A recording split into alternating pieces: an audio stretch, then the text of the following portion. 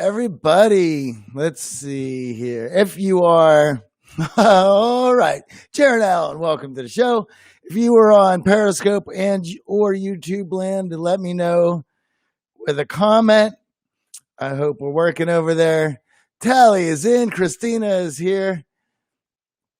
You know, guys, well, good morning to you, Jaron. Thank you very much. I appreciate that.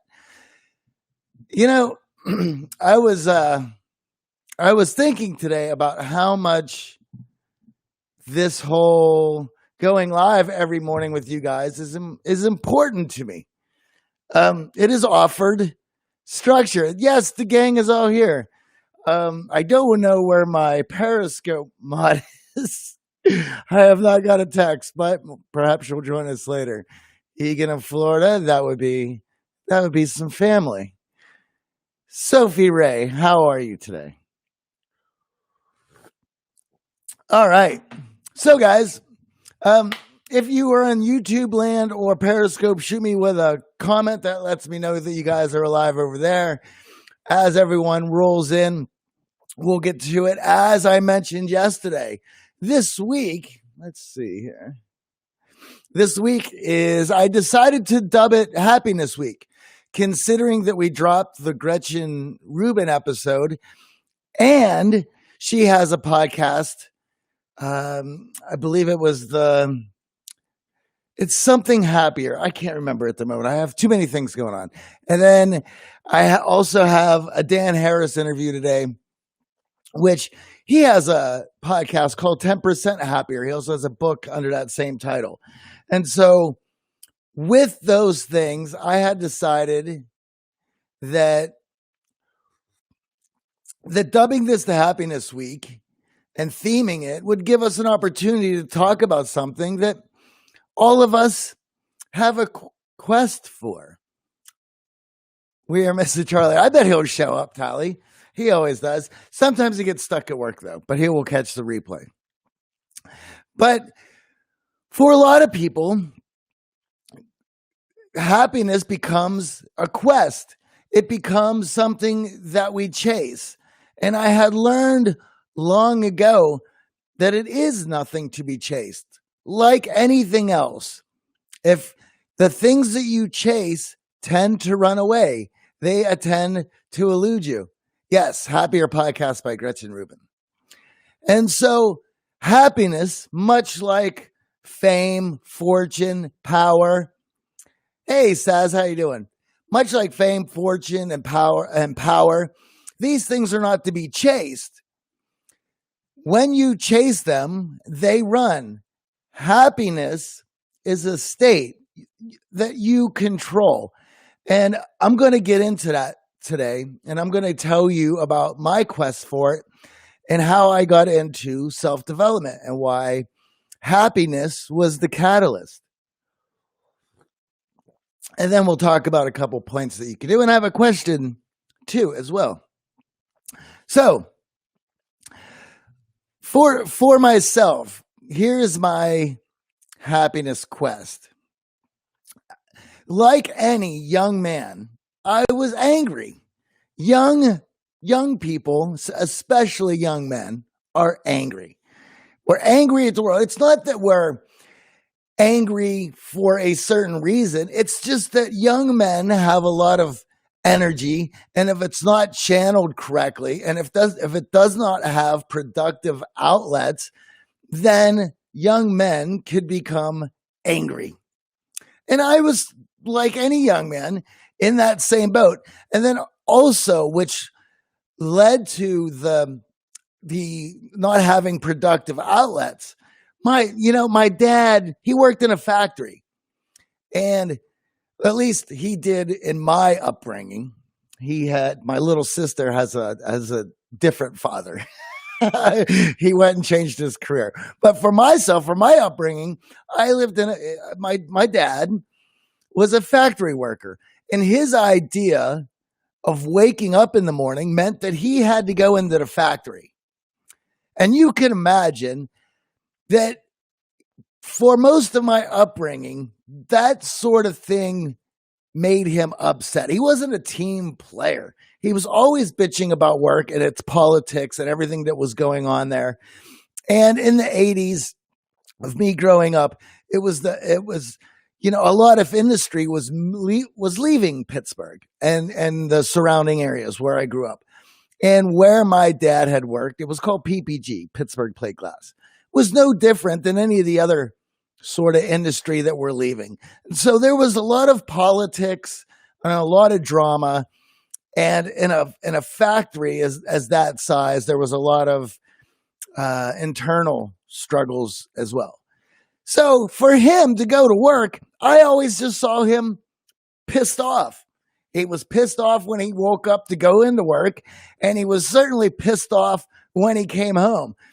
And even as a kid, my sister and I would always laugh because if we wanted something or we had to ask dad about something, we had to wait until after he took a nap from work because we knew the probability of him saying yes to anything before that nap was rather low.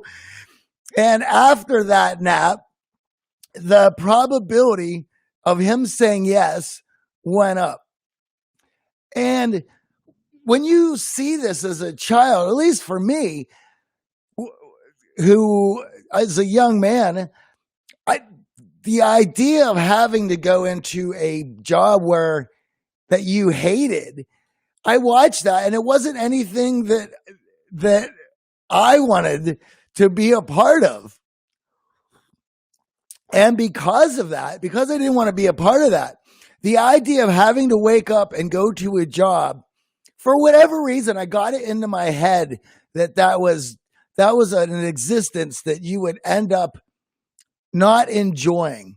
And so I rebelled against that very thing. In fact, the idea of any structure whatsoever, I saw it as a failure. I saw success and being and outsmarting the system by creating a life for myself that absolutely had no structure in it whatsoever.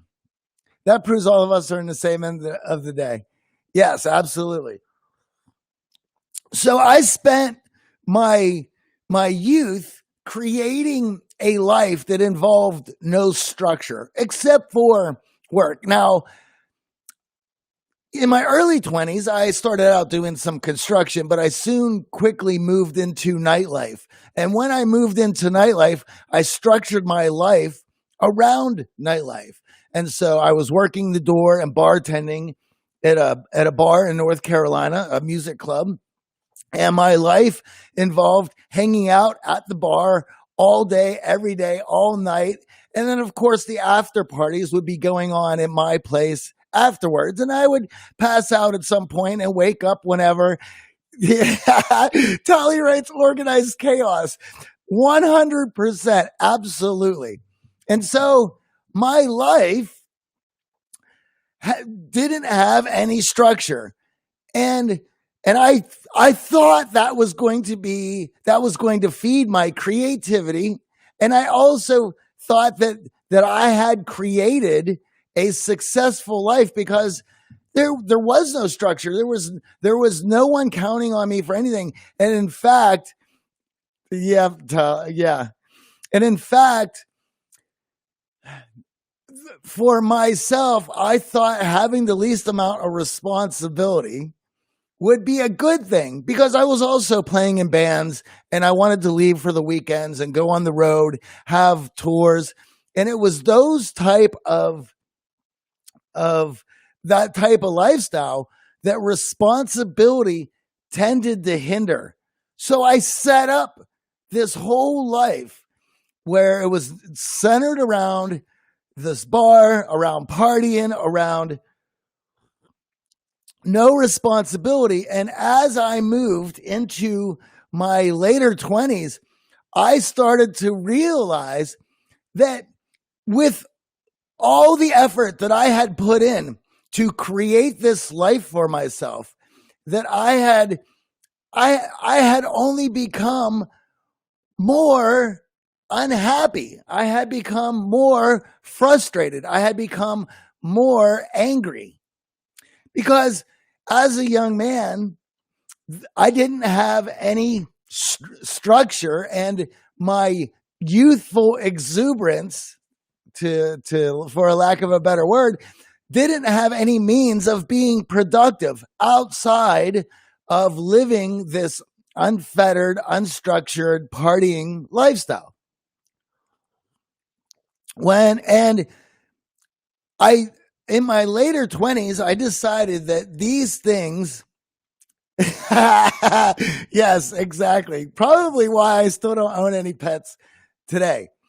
So as I got into my later 20s and I realized I was unhappy, and I realized that I needed something else in my life because the lifestyle that I was living through all these efforts I felt empty. I didn't feel like there was an ROI on my time spent. And of course, all the partying did was leave my relationships in ruin, left me feeling empty and hollow, and you're just chasing the next party. It was frivolous. And as you get older, you start to realize that your time is something you're not getting back. When you're young, you sort of always think it's going to be there. So anyway, I was networking. Absolutely.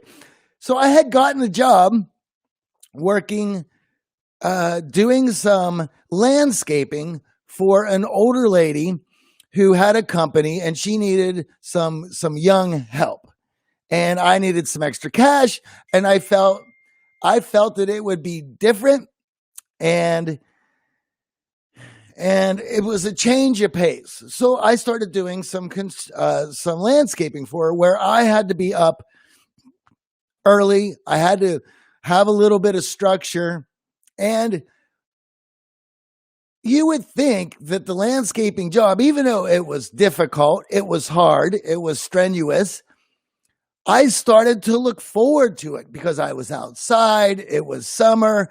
I felt productive, and we didn't work very long. We would go into work around 10 when it was nice and sunny, and we would work for a few hours. She was an older woman, so we'd probably spend about a 4-hour day, and she would drop me off at home. And I felt great. I felt productive. I felt like my time was spent doing something. And I realized that this silly activity made me happier. And it was upon taking that job that I started to put some structure into my life, where I would go to bed at a decent time, so I was able to be up and ready for work. And it was at this point that I started getting into self-development as something to read rather than going out to the bars. This kept me grounded, and it kept me enjoying staying home. And I would be learning things. And when I read, there was a book, I can't remember which one it was, but it basically stated that happiness was a choice. And at that time in my life, in my later 20s, that was a shocking idea, because I thought happiness was something that I had to chase. I thought it was a finish line, a goal line. I didn't realize it was just a state that I could be. And the question was that what was I chasing, and why was I chasing it? And if the goal was to be happy, well, then I could just do that right now. And that there was multiple things that I can do to maximize happiness in my life. And one of those things turned out to be structure, because I've never had it before. I had spent all of my life creating a lifestyle that revolved the least amount of structure as possible. And it made me miserable. And it was one of those things where I guess you have to go to the extremes in order to find your way back. And that is when my life became increasingly more and more structured. And I learned the more structured that my life became, the happier I became. And then also understanding that there was little things that I could do in my life that would increase the happiness quotient. And then, and the number one easiest thing that all of us can do is smile. And that smiling in and itself releases endorphins. It allows you to feel good. And then the old saying of fake it till you make it comes into effect, that if you can lead your body, that your mind will follow. How you move affects the way that you think and feel. And so as an experiment, I just started smiling more. And with more structure and smiling more, my life had infinitely gotten better. And then I started to look around about what other little things could I do. Do you have attention deficit disorder? That could be why you were so confused.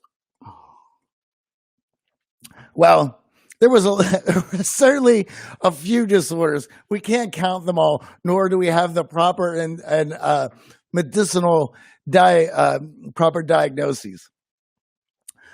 So not only did smiling allow me to be happier, when I was working my shifts bartending, my tips would infinitely be higher. And then of course, people around me started to recognize my mood and were asking me, why was I so much happier? What had changed? And now they were seeing the change that was created from within with having structure, having things to look forward to, having something to wake up to that I enjoyed. And so it was that piece which allowed all the other dominoes to fall. And as soon as you realize the idea of positive psychology, and then also open yourself up to all the little things that have been scientifically tested to increase your happiness quotient, then you just start habitualizing them into your daily schedule. And I can tell you guys that what we're doing right now in the midst of this pandemic has been something that allowed me to create structure within a world that for all of us, our schedules had been turned upside down. And I knew that was going to be difficult. So that's why at the beginning of all this, I decided that I was going to document my thoughts and feelings for myself and to connect with our listenership on a daily, weekly basis as an opportunity and a way to keep my own sanity. And you know how great it is to be excited to have something this fun to wake up to every morning. And I want to thank you guys for allowing that to happen. So with the rest of your day and the rest of this week being the happiness theme, I want you to think about smiling more today and the rest of this week. And I want you to think about how you're going to be able to do that, as it is going to affect yourself, your mood, and the people around you. And I will tell you another one. So at the Art of Charm, in our live programs, we do videotaping work where we film our participants in a conversation with unknown people. And you may think to yourself, well, that sounds quite intimidating, or you might think that sounds rather fun. Well, this videotaping comes to after a full day of the science of body language, of smiling, of eye contact, and we lay it all out. And people know what we're going to be looking at on video, but yet they still can't bring themselves to put on the smile and correct their body language because of the fact that they they are nervous being on camera, and they're nervous talking to somebody that they don't know. So understand this scientifically. Every time that you walk into a conversation with somebody that you're not comfortable with, somebody that you don't know well, there is tension and pressure on that interaction. That decreases your ability to be conscious of your signals that you are sending out, because it focuses you on what's going on the inside. It focuses you on self-soothing the anxiety and the nervousness that you feel walking into this interaction, which means that on video, even after a full day of knowing what you're going to be on video doing, your processing phase or self-soothing phase is what shows up on camera. And that can look incredibly intimidating to a lot of people. So imagine if you are at a networking event, or you're on a Zoom call with a boss or somebody that you don't know well. They are reading cues that are given off that give away that you are uncomfortable in this situation. Because if you were, you would be able to focus on what matters, which is sending the correct cues.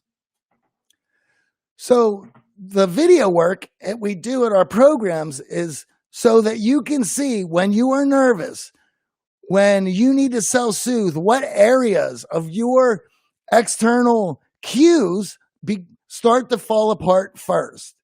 So that when you find yourself in a fight or flight situation, which is when your body gets nervous or anxiety takes over, you can put extra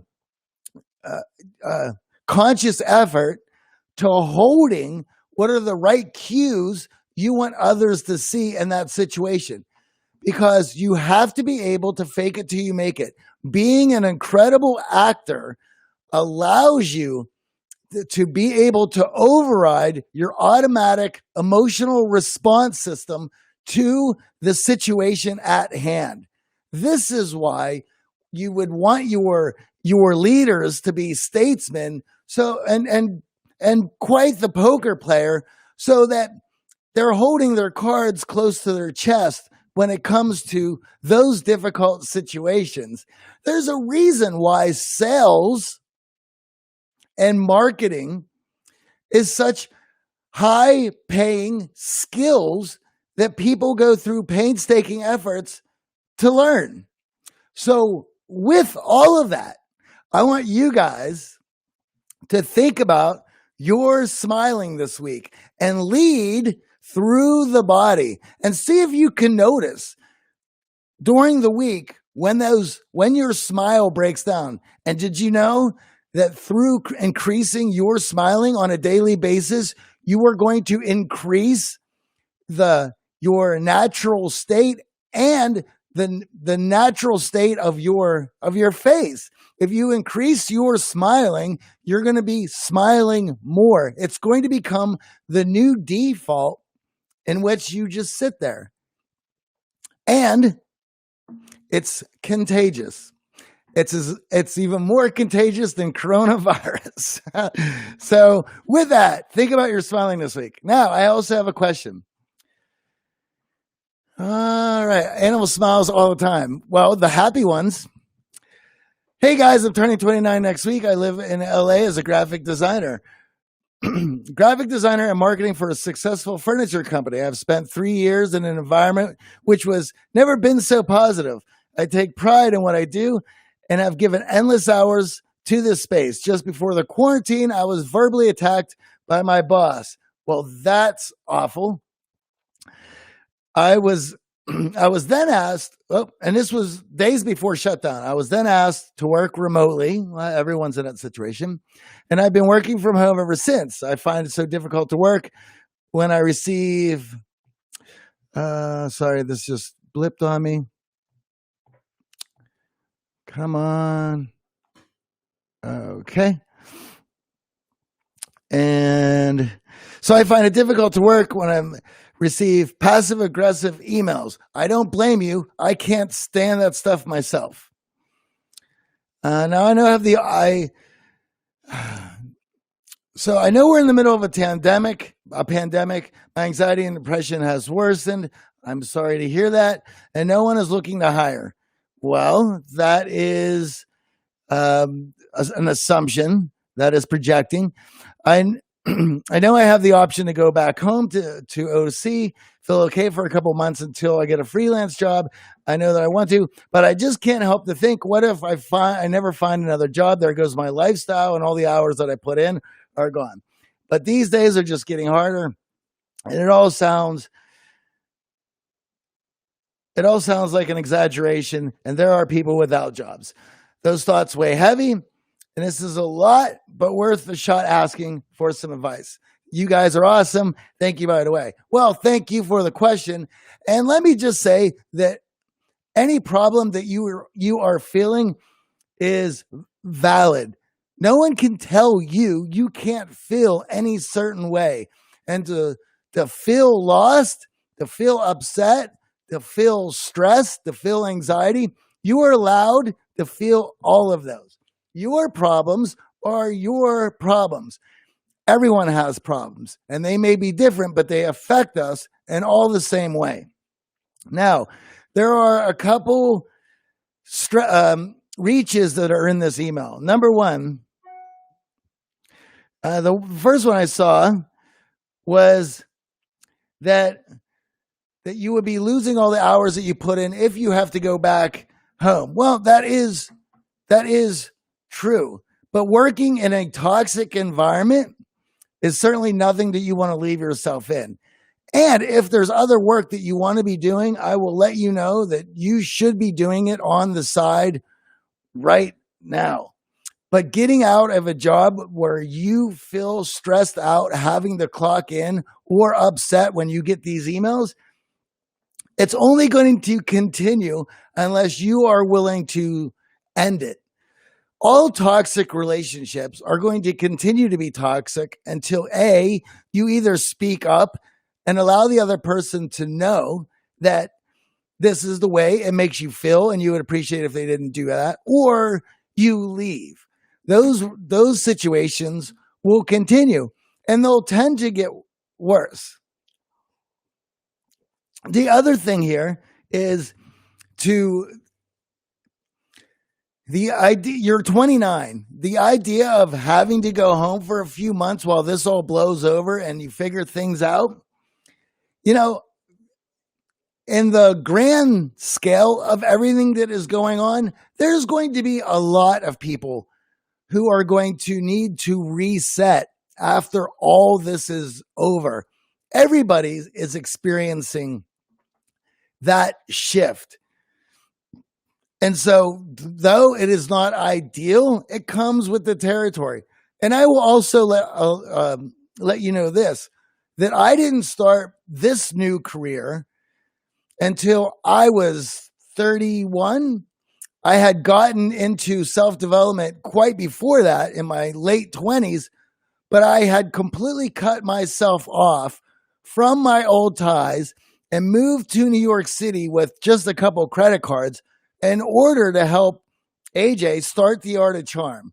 And you want to talk about taking risks and being walking into the unknown. It was utterly terrifying. It was terrifying on a level that I would be overwhelmed at night, even thinking about the adventure I was going to embark on, because there was no telling what I was walking into.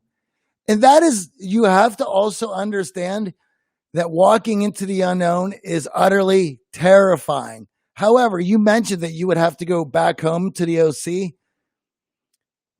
Think about that. You're really not walking into the unknown. It is a reset. There's an interview that is coming out with us with David Nurse, who is a basketball coach. He also has a podcast called The One Percenter. He set out in life to be a basketball player. He even ended up in the Euro leagues, where he thought he was going to have an opportunity to perfect his game and then come over to America. And that never happened. And he found himself having to go back to Idaho or Iowa, I can't remember, onto his mom's lazy boy recliner to figure out the next stage in his life when those basketball dreams don't come true. I'm here to let you know that reset isn't the worst thing in the world. And if that's what it takes to get out of a toxic situation, then it's well worth it. Tally says there's nothing worse than being held hostage by your job. Absolutely not. Having to know that you have to walk into a bad situation on a daily basis only erodes and eats away at your soul. So I do preface with, please be, I'm giving you, I shed light on your questions so you can make ultimately the choice for yourself. So if you're unable or seeing this situation being the change by speaking up, by stating your case, and it is just a ridiculously toxic environment, which it certainly absolutely can be, then taking a break, heading home for a bit might be an opportunity to reset, to have a better opportunity ahead of you. So with that, and I hope that sheds some light on your situation. And thank you for the question. Guys, I have to go. I have lots of work and I have another interview to prepare for. Thank you all very much. Remember, it's Happiness Week. It is your job starting today to smile much more and try to notice when that breaks or that you're in processing phase or that wonderful smile needs to be put back up. Thank you for the hearts. Look at that, animal. We got hearts today. If you enjoyed all this, you want to learn more about networking and the cues that you are bringing in to an event where you're dealing with new people, check out the Communication Accelerator. Is all the best bits from our online training programs, live training programs, and all of our guests from the last 14 years bundle up nicely for you. You can find the link in the link tree in Instagram, link tree and Twitter. It is rad. Check it out. Let's talk about it. And you can also find it in the description of YouTube. Hey guys, and if you're on YouTube and you watch this, let me know. Give me a like, subscribe, shoot me a comment. Thank you guys. I will see you all. Oh, you know what? Really quickly, let's go through these, see if I missed anything. You guys are rad. Animals smile. Oh, animals smiles all the time. Well, I don't know if that's quite a smile. Yeah. Oh, there we go. You guys are rad. Yeah. No, it's a good thing. You know, that Tully, that's why I don't have pets even to this day. That's why I have a cactus and I have animal. All right, guys. You all have a wonderful day. I will see you guys tomorrow. Cheers.